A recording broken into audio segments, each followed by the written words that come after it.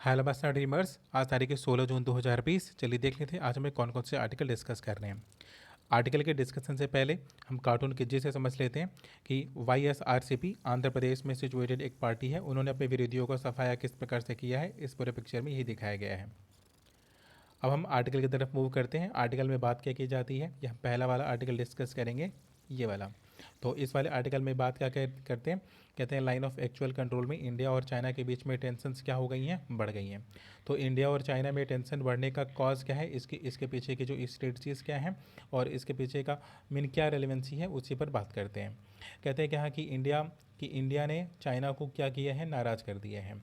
अब उसके पर्सपेक्टिव की बात करेंगे, कह रहे हैं कि डिफरेंट डिफरेंट लोकेशन पर, चाहे वो लद्दाख वाला रीजन हो, mean line of actual control के सारे रीजन पर इसमें टेंशन बढ़ चुका है।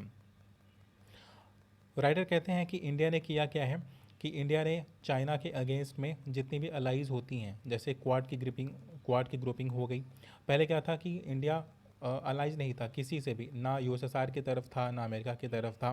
बट अभी रिसेंट की अगर एक्टिविटीज़ को ध्यान से देखा जाए तो हमें ये देखने को मिलता है कि वो अमेरिका के टूवर्ड्स थोड़ा सा इंडिया झुकता हुआ नज़र आता है। अब कैसे नज़र आता है, तो एग्जांपल्स देते हैं। कहते हैं कि क्वाड ग्रुपिंग फॉर्म हुई है जिसमें जापान, ऑस्ट्रेलिया, इंडिया और US है। तो ये भी एंटी चाइना थीसिस के बेसिस पर काम करता है। फिर सेकेंड एग्जांपल देते हैं कि जो G7 का एक्सपेंसन होने वाला है उसका पार्ट चाइना है नहीं, और रसिया में भी संदेह है, लेकिन इंडिया उसका पार्ट बन रहा है। जो कि ये भी देखने को मिलता है कि डोनाल्ड ट्रंप ने किया क्या कि G7 का एक्सपेंसन ही इसलिए हो रहा है ताकि चाइना को काउंटर किया जा सके।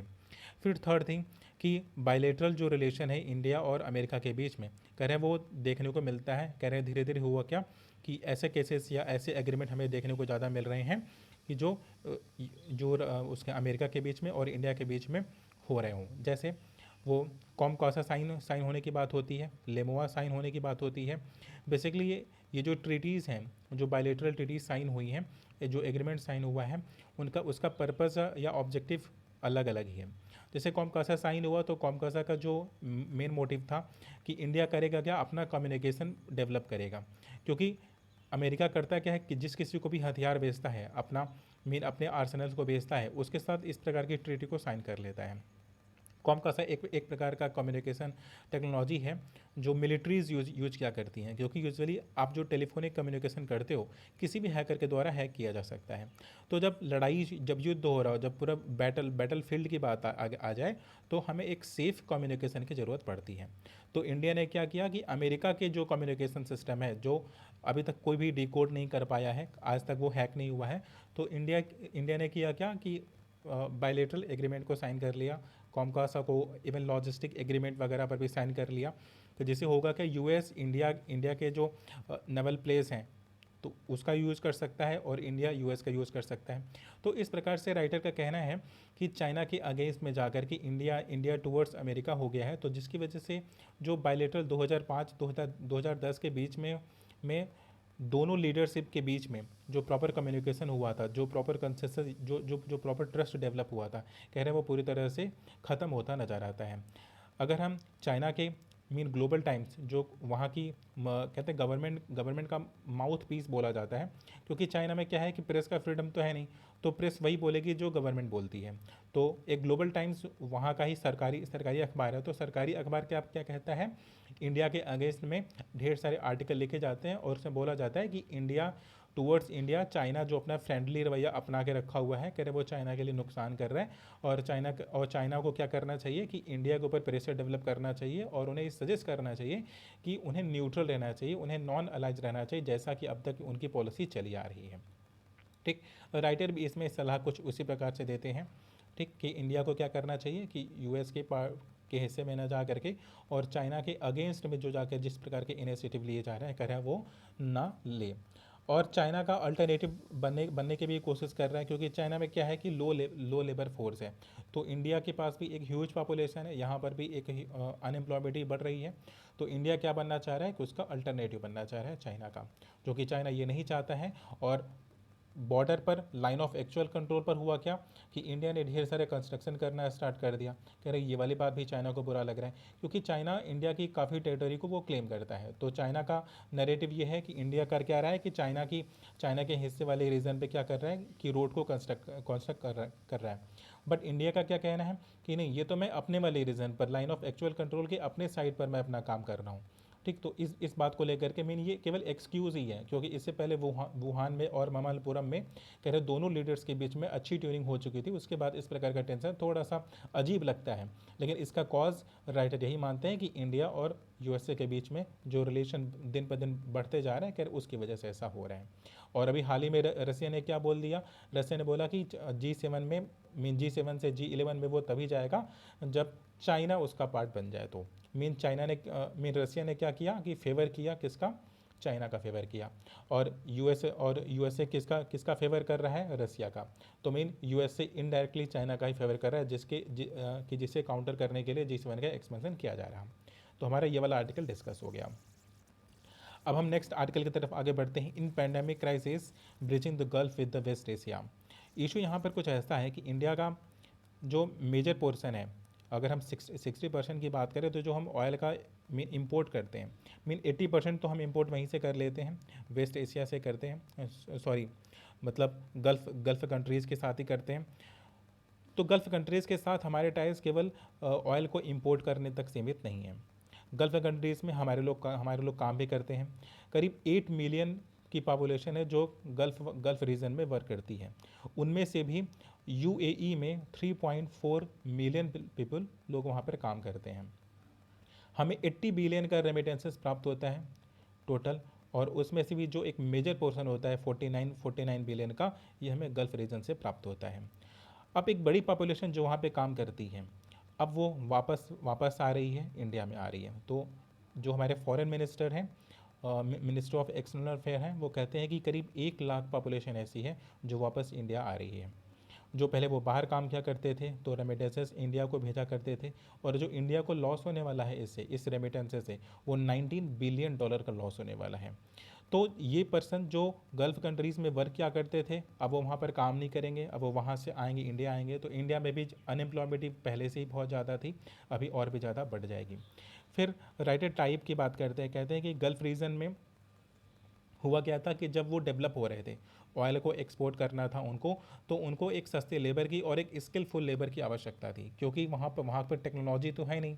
वहाँ पर जस्ट उनके पास है क्या कि उस पूरे रीजन में नेचुरल रिसोर्सेज होने की वजह से, केवल नेचुरल रिसोर्स होने की वजह से वो क्या करते थे कि उसे एक्सपोर्ट करके इतना रिच बने हुए हैं। तो उनको जो स्किल्स चाहिए, स्किलफुल वर्कर चाहिए थे, वो इंडिया से जाते हैं, चाइना से जाते हैं, और इवन मीन वेस्ट एशिया से जाते हैं। तो अभी राइट ना हुआ क्या कि वहाँ पर क्राइसिस आ गया। अगर एक डॉलर भी अगर कम होता है तेल की प्राइसेस में, अगर $1 का भी अगर कम होता है, इजाम होता है, प्राइस कम होता है पर बैरल, तो इंडिया को जो फ़ायदा होता है वो $1.32 बिलियन का फ़ायदा होता है। तो मीन हर डॉलर कम होने पर कई बिलियन का फ़ायदा किसको हो रहा है, इंडिया को हो रहा है। तो अगर इंडिया मीन ऑलरेडी अगर 120 पर बैरल पे अगर ऑयल के प्राइसेस मूव कर रहे थे, अभी राइट नाउ अगर 40 पर चल रहे हैं, तो ऑलरेडी इंडिया को 80 बिलियन के आसपास का प्रॉफिट हो चुका है, जस्ट बिकॉज कि ऑयल के एक्सपोर्ट और इंपोर्ट के रिगार्डिंग।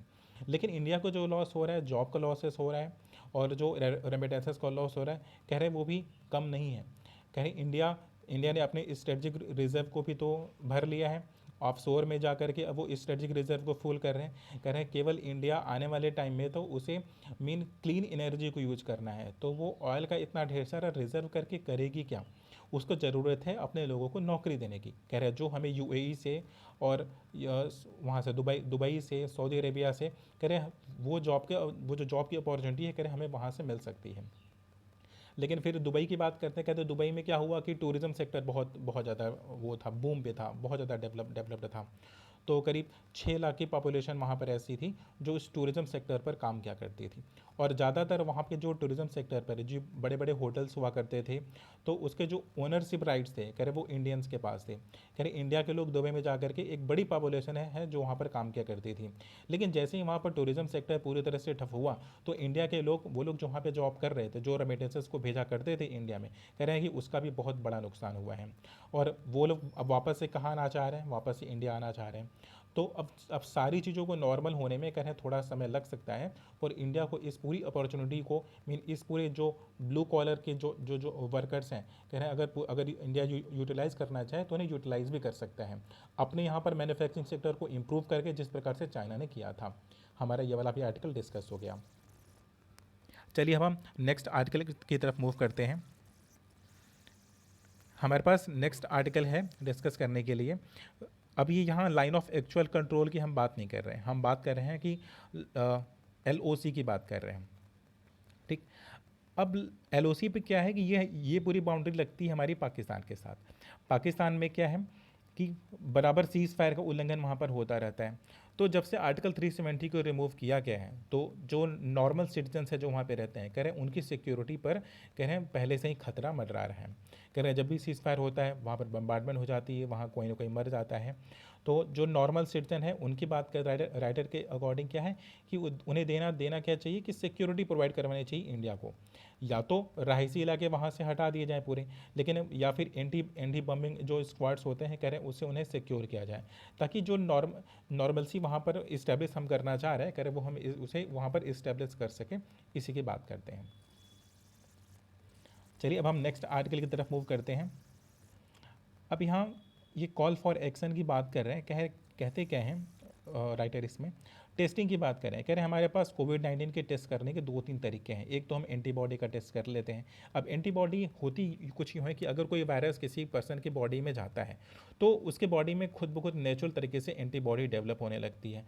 तो हम या तो उसके ब्लड की सैंपलिंग ले लें, और अगर हम एंटीबॉडी टेस्ट करते हैं और हमें अगर उसमें एंटीबॉडी मिल जाती है, तो हम क्या कह सकते हैं कि ये पर्सन उस वायरस से इन्फेक्टेड हुआ था, या तो वो ठीक हो चुका है, और या अभी भी ये पूरा, क्योंकि एंटीबॉडी फिर उसके बॉडी से कभी रिमूव होती नहीं है।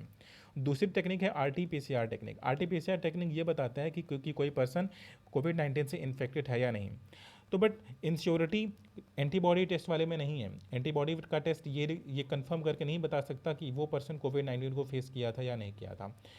सिक्योर तो RT-PCR टेक्निक ही है, लेकिन आर्टिकल में जो सजेस्ट किया जाता है, कहते हैं कि हमें एंटीबॉडी का टेस्ट इसलिए कर लेना चाहिए ताकि हमें कोविड-19 के एक्सपेंशन का एक प्रॉपर आइडिया लग जाए, ताकि हमें एक सैम्पलिंग मिल जाए कि हमें आखिर किस पर्सन का ये टेक्निक करना है, RT-PCR की टेस्टिंग करनी है, हमें इसका एक सैंपल मिल जाएगा। अदरवाइज़ होता क्या है कि हम रैंडमली RT-PCR की टेस्टिंग करेंगे, तो एक पर्सन है जिसके अंदर एंटीबॉडी हो ना हो, कह रहे हैं कि उसका तो पूरी तरह से टेस्ट बेकार चला जाता है। लेकिन अगर हम पहले उसकी एंटीबॉडी टेस्ट कर लें, और एंटीबॉडी अगर बतला देता है कि हाँ इसके अंदर एंटीबॉडी है, तो अब हम उसके बाद हम RT-PCR टेक्निक से यूज करके बता लें कि हाँ क्या दिक्कत है, इसको कोविड-19 का इन्फेक्शन हुआ है या नहीं हुआ है। ठीक, तो हमारा ये वाला भी आर्टिकल डिस्कस हो गया। अब हम मूव करेंगे नेक्स्ट आर्टिकल की ओर। नेक्स्ट आर्टिकल में काफ़ी रेलिवेंट आर्टिकल है। कभी भी अगर एसे में अनएम्प्लॉयबिलिटी के रिगार्डिंग अगर कोई क्वेश्चन आता है, तो इसके थीम और इसके पर्सपेक्टिव काफ़ी इंपॉर्टेंट हो सकते हैं। ये जो आर्टिकल है योगी आदित्यनाथ के विज़न के रिगार्डिंग है। योगी आदित्यनाथ ने बोला क्या कि हमारे लेबर फोर्स को अगर किसी भी स्टेट को यूज़ करना है तो पहले हमसे परमिशन लेने की ज़रूरत पड़ेगी। अब इस प्रकार का इतना बड़ा स्टेटमेंट देना कि जब महाराष्ट्र, गुजरात और जो उनके नेबरिंग स्टेट्स हैं, तो उनसे एक बहुत बड़ी प्रतिस्पर्धा है, चाहे वो हरियाणा हो, चाहे वो मध्य प्रदेश हो, कहे उनके साथ कंपटीशन भी बहुत ज़्यादा है, और अनएम्प्लॉयबिलिटी भी बहुत ज़्यादा बढ़ जाती है। अब राइटर यहाँ पे सलाह क्या देते हैं, कहता है कि योगी आदित्यनाथ ने अगर ये बोला है कि अपने लोगों को वो नौकरी देंगे, अपने लोगों को रोजगार देंगे, तो कह रहे हैं उन्हें ली और गांधी से सीखना चाहिए। अब ली कौन नामक एक पर्सनालिटी हैं जो सिंगापुर के फाउंडर माने जाते हैं। तो सिंगापुर हुआ क्या कि 1965 में फाउंड होता है। इंडिया तो आज़ाद 1947 में ही हो गया था, लेकिन सिंगापुर जो कि 1965 में वो फाउंड ही होता है, उसका अवतार ही होता है पूरी दुनिया में, नक्शे पर ही आता है 1965 में। लेकिन वो आज एक डेवलप्ड कंट्री के रूप में इस्टेब्लिश हुआ है। तो जो विजन्स हैं जिस प्रकार से आज योगी आदित्यनाथ ने बोला कि हम यूपी को क्या करेंगे, डेवलप कर देंगे, कह रहे हैं बिल्कुल सेम विजनरी थॉट्स सिंगापुर के उस पर्सनालिटी के पास भी था।